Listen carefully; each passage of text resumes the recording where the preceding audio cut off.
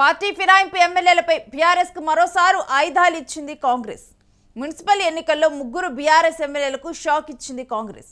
ఎన్నికల్లో కాంగ్రెస్ పార్టీ తరఫున కోఆర్డినేటర్లుగా తెల్లం వెంకట్రావు, అరికపూడి గాంధీ, ప్రకాష్ గౌడ్లకు బాధ్యతలు అప్పచెప్పారు. ఇక స్పీకర్ తీర్పును అవమానించేలా, సీఎంను ఇరుకున పెట్టేలా పీసీసీ చీఫ్ మహేష్ గౌడ్ ఆదేశాలు ఉండటం. ఇప్పటికే ఫిరాయింపు ఎమ్మెల్యేలో 10 మందిలో 8 మందికి క్లీన్ చిట్ ఇచ్చారు స్పీకర్.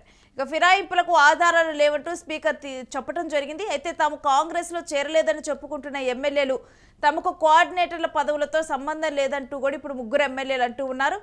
ఇక కాంగ్రెస్ కోఆర్డినేటర్ల బాధ్యతలతో ఇప్పుడు చిక్కుల్లో ముగ్గురు ఎమ్మెల్యేలు పడ్డారు. మరోసారి బీఆర్ఎస్కు డాక్యుమెంటరీ ఎవిడెన్స్ అందించింది కాంగ్రెస్. మహేష్ గౌడ్ ఆదేశాలపై సుప్రీంకోర్టులో డాక్యుమెంట్ ఎవిడెన్స్ కింద ఫిరాయింపు ఎమ్మెల్యేలపై వాదనలు వినిపించబోతుంది బీఆర్ఎస్.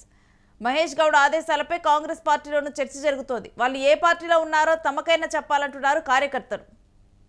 ఇక ఇదే అంశానికి సంబంధించిన డీటెయిల్స్ మా ప్రతినిధి సతీష్ అడిగి తెలుసుకుందాం. సతీష్, ఫిరాయింపు ఎమ్మెల్యేల విషయంలో అసలు గందరగోళ పరిస్థితులు నెలకొన్నట్లుగా తెలుస్తోంది. కంప్లీట్ డీటెయిల్స్ ఏంటి?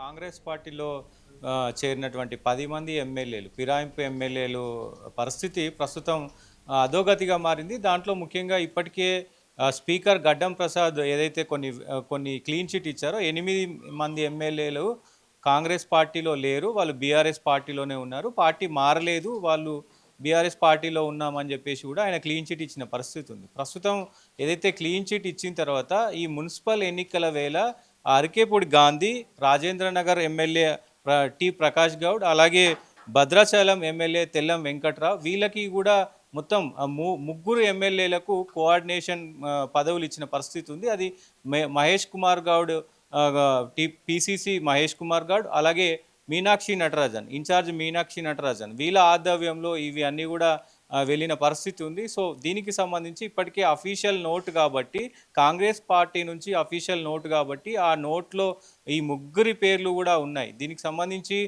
ఇటు ఒకవైపు ఎవిడెన్స్తో పాటు అసలు వాళ్ళు కూడా ప్రస్తుతం ఏదైతే ఈ స్పీకర్ అంటే క్లీన్ చిట్ ఇచ్చిన తర్వాత కాంగ్రెస్ పార్టీలో ఎక్కడ కనపడలేదు. ప్రస్తుతం ఒక షేర్లింగంపల్లి ఎమ్మెల్యే అరికెపూడి గాంధీ, అలాగే Rajendranagar MLA T Prakash Goud, so ఈయన, అలాగే భద్రాచలం ఎమ్మెల్యే తెల్లం వెంకట్రావు, వీళ్ళు ఎక్కడ కూడా ప్రస్తుతం కాంగ్రెస్ పార్టీలో కనిపించినప్పటికీ మరి ఎందుకు కోఆర్డినేషన్ పదవి మాకు ఇచ్చారు అనేది కూడా ఒక విచారణ వ్యక్తం చేస్తూ ఉన్నారు. ముఖ్యంగా అటు కార్యకర్తలు, ఇటు బీఆర్ఎస్ కార్యకర్తలు, అటు కాంగ్రెస్ కార్యకర్తలు కూడా అసలు వీళ్ళు ఏ పార్టీలో ఉన్నారు, సో కోఆర్డినేషన్ పదవులు ఎందుకు ఇచ్చారు అనే వైఖరిలో కూడా మాట్లాడుతున్న పరిస్థితి కనబడుతోంది. ఇప్పటికే ఈ ఏదైతే స్పీకర్ ఇచ్చినటువంటి నిర్ణయం పైన ఇప్పుడు కాంగ్రెస్ ప్రభుత్వం స్టాండ్ ఏంటి, మరి స్పీకర్ క్లీన్ చిట్ ఇచ్చిన తర్వాత మరి ఎందుకు వీళ్ళకు మళ్ళీ పదవులు ఇచ్చారు, ఆ కోఆర్డినేషన్ పదవులు అనేది ఎందుకు ఇచ్చారు అనేది కూడా ఒకవైపు చర్చనీయాంశంగా మారింది. ముఖ్యంగా కీలక స్థానాలైనటువంటి ఏదైతే మున్సిపల్కి సంబంధించి కూడా పెద్ద ఎత్తున వాళ్ళకు కోఆర్డినేషన్ పదవులు ఇవ్వడం కావచ్చు. దాంట్లో ముఖ్యంగా అరికెపూడి గాంధీకి నిజామాబాద్ కార్పొరేషన్కి సంబంధించి కోఆర్డినేటర్గా ఇచ్చారు. ముఖ్యంగా నిజామాబాద్ చాలా ప్రతిష్టాత్మకంగా ఉంటుంది. అటు పిసిసి మహేష్ కుమార్ గౌడ్కి లోకల్ జిల్లా, అది లోకల్ నియోజకవర్గం. సో ఆయనకు ప్రతిష్టాత్మకంగా ఉన్నటువంటి ఆ జిల్లాలోనే కోఆర్డినేషన్ పదవి ఇవ్వడం, దాంతోపాటు రాజేంద్రనగర్ సంబంధించిన ఎమ్మెల్యేకు ప్రకాష్ గౌడ్కి షాద్నగర్ ఏదైతే మున్సిపాలిటీ ఇచ్చినారో షాద్నగర్ కూడా చాలా కీలకంగా ఉంటుంది. ఉమ్మడి అంటే రేవంత్ రెడ్డికి అతి సన్నిహితంగా ఉండేటువంటి ఏదైతే షాద్నగర్ ఎమ్మెల్యే కావచ్చు, షాద్నగర్ మున్సిపాలిటీకి సంబంధించి కూడా రేవంత్ రెడ్డికి అది కన్సర్న్లో ఉంటుంది. కాబట్టి మరి ఆయనకు సంబంధించి ఈ పదవి ఎందుకు ఇచ్చారో దాంట్లో ముఖ్యంగా భద్రాచలం ఎమ్మెల్యే తెల్లం వెంకట్రావు ఇల్లందుకు సంబంధించి కూడా పెద్ద ఎత్తున ఆయనకు బాధ్యతలు అప్పచెప్పిన పరిస్థితులు ఉంది. సో వీళ్ళ ముగ్గురికి కూడా కీలక స్థానాలు అయినటువంటి కాంగ్రెస్కి కీలకంగా మారినటువంటి ఈ స్థానాలకు బీఆర్ఎస్కు సంబంధించినటువంటి ఎమ్మెల్యేలకు ఎందుకు ఇచ్చారనేది ఒకవైపు వినబడుతున్న విమర్శ. దాంతో పాటుగా ఇటు కేటీఆర్ కూడా ప్రస్తుతం ఈ ఏదైతే పిసిసి ఇచ్చినటువంటి ఏదైతే పదవులు ఉన్నాయో ఆ పదవులకు మేము కోర్టుకు వెళ్తాము, ఇప్పటికే క్లీన్ చిట్ 8 మందికి ఇచ్చారు, అయినప్పటికీ మళ్ళీ ఎట్లా మరి ఈ పదవులు ఇచ్చినా ఉన్నారు, కోఆర్డినేటర్లను వాళ్ళు ఎందుకు నియమించారంటూ కూడా కేటీఆర్ మరోసారి పిటిషన్ వేసి మరోసారి కోర్టుకు వెళ్ళే అవకాశం ఉన్నట్లు కూడా తెలుస్తూ ఉంది.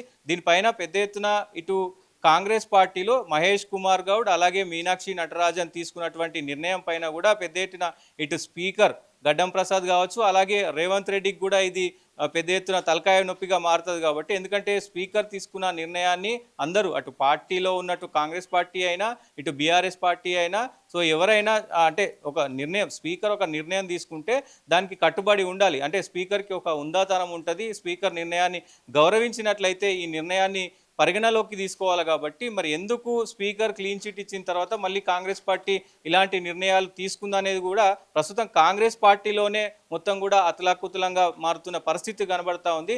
దీనిపైన మరి రేవంత్ రెడ్డి ఎలా స్పందిస్తారు, దాంతోపాటు మరి మహేష్ కుమార్ గౌడ్ కూడా ఎలా స్పందిస్తారు, దాంతోపాటు స్పీకర్ గడ్డం ప్రసాద్ ఎలా స్పందిస్తారో చూడాల్సిన అవసరం కూడా ఉంటుంది. ప్రస్తుతం ఇలా ఇచ్చినటువంటి ఏదైతే కోఆర్డినేషన్ పదవులు ఉన్నాయో ఆ పదవుల పైన కూడా పెద్ద ఎత్తున చర్చగా మారింది. మేము ఇప్పటికే 3 ఎమ్మెల్యేలు కూడా మేము పార్టీ మారలేదు, మేము బీఆర్ఎస్ పార్టీలో ఉన్నాము అంటూ కూడా వాళ్ళు చెప్తున్నప్పటికీ మరి ఎందుకు ఈ పదవులకు సంబంధించి కోఆర్డినేషన్ ఎందుకు ఇచ్చారనేది కూడా ఒక చర్చనీయాంశంగా మారింది. రేణు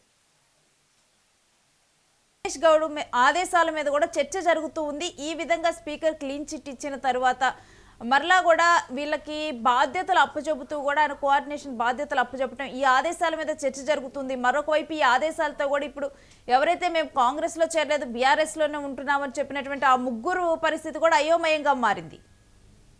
ఎస్, డెఫినెట్గా ఇప్పుడు ఏవైతే ఈ కాంగ్రెస్ పార్టీ నుంచి అంటే కొన్ని ఎవిడెన్స్ని సేకరించడానికి ఇవి టెక్నికల్గా కూడా టెక్నికల్గా కూడా పనిచేసే అవకాశాలు ఉంటాయి.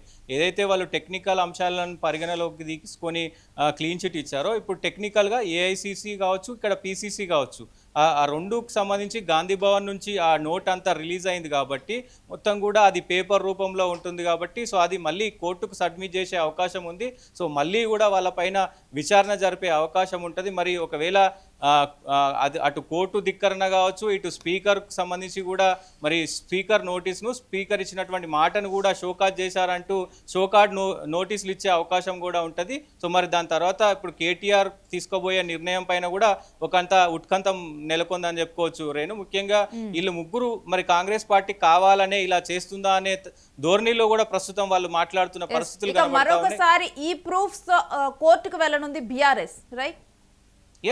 ముఖ్యంగా కేటీఆర్ అదే చెప్తా ఉన్నారు. ముఖ్యంగా ప్రస్తుతం ఆయన కేటీఆర్ ఏదైతే ఈ 3కి పదవులు ఇచ్చిన తర్వాత మేము మళ్ళీ అంటే గాంధీ భవన్కి సంబంధించి అఫీషియల్ నోట్ నుంచి మా ఎమ్మెల్యేలు మా పార్టీకి సంబంధించినటువంటి ఎమ్మెల్యేలు ఎలా ఒకవేళ మీ పార్టీలోనే ఉన్నారని ఒకవైపు చెప్తూనే ఉంటేనే మరి మా పార్టీలో ఉన్నటువంటి ఎమ్మెల్యేలకు గాంధీ భవన్ నుంచి గాంధీ భవన్ సాక్షిగా ఎందుకు వాళ్ళ పేర్లు కోఆర్డినేషన్కి సంబంధించి పేర్లు వేశారంటూ కూడా చెప్తా ఉన్నాడు. ఇవి ఎవిడెన్స్ తీసుకొని మేము మళ్ళీ సుప్రీంకోర్టుకి వెళ్తామంటూ కూడా ఆయన మాట్లాడుతున్న పరిస్థితులు కనబడతా ఉన్నాయి. Right, stay with us Satish. మీ దగ్గర నుంచి అంశానికి సంబంధించి ఎప్పటికప్పుడు డీటెయిల్స్ తీసుకుంటూ ఉంటాం. ఇక మహేష్ గౌడ్ ఆదేశాల మీద కాంగ్రెస్ పార్టీలో చర్చ జరుగుతుంది. మరోవైపు బీఆర్ఎస్ ఎమ్మెల్యేలు ఎవరైతే ఫిరాయింపుకు పాల్పడ్డారో వాళ్ళందరూ కూడా క్లీన్ చిట్ తెచ్చుకోవడం జరిగింది స్పీకర్ నుంచి. ఇప్పుడు క్లీన్ చిట్ తెచ్చుకున్న తర్వాత కూడా మరలా కూడా వాళ్ళు కాంగ్రెస్లో ఈ మున్సిపల్ ఎన్నికలకి కోఆర్డినేటర్ బాధ్యతలు అప్పచెప్పడంతో కూడా దీని మీద చర్చ జరుగుతుంది. మరొకవైపు ఈ 3 కూడా ఇప్పుడు ఇరకాటంలో పడినట్లుగా మారింది. ఇక వీటితోనే ఈ ప్రూఫ్స్తో కూడా ఇప్పుడు బీఆర్ఎస్ మరలా కూడా కోర్టుకు వెళ్ళనుంది, తమ వాదనను వినిపించనుంది. ఇక ఈ అన్ని అంశాల మీద కూడా ఇప్పుడు మరలా కూడా గందరగోళ పరిస్థితులు ఏర్పడుతున్నాయి. అసలు ఈ ఫిరాయింపు ఎమ్మెల్యేలు వీళ్ళు ఏ పార్టీలో ఉన్నట్లు, ఒకవేళ బీఆర్ఎస్లో ఉన్నామని చెప్తున్నారు, చూస్తుంటేనేమో కాంగ్రెస్లో తిరుగుతూ ఉన్నారు. మరలా కూడా కాంగ్రెస్ కూడా ఇటు స్పీకర్ కూడా క్లీన్ చిట్ ఇచ్చిన తర్వాత కూడా కాంగ్రెస్లో బాధ్యతలు అప్పచెప్తూ ఉన్నారు. వీళ్ళకి కోఆర్డినేటర్ బాధ్యతలు జనాలకి కానీ అసలు మొత్తం కూడా గందరగోళ పరిస్థితులు ఏర్పడుతున్నాయి. వీళ్ళు ఏ పార్టీలో ఉన్నారు, ఎవరి కోసం పనిచేస్తున్నారు ఏంటి అన్నది కూడా తెలియని ఒక పరిస్థితి నెలకొని ఉంది.